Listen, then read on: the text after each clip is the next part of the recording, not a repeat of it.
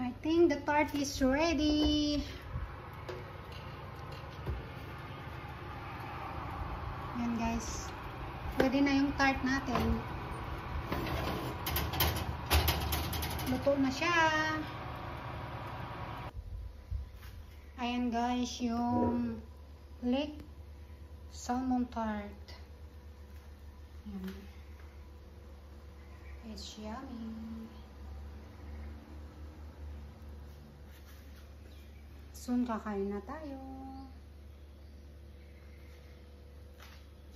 Tapos dadagdagan ko siya ng vegetable salad.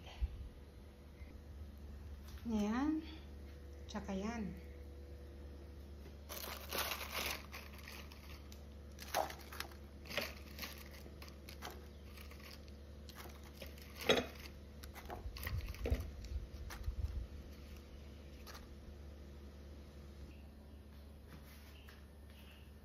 Soon kakain na tayo guys. Luto na yung tart ko. Ayan, madali lang gumawa. Nakalimutan ko pala pinakita sa inyo, nilagyan ko ito ng cheese sa ibabaw. Thank you everyone. Thank you for watching.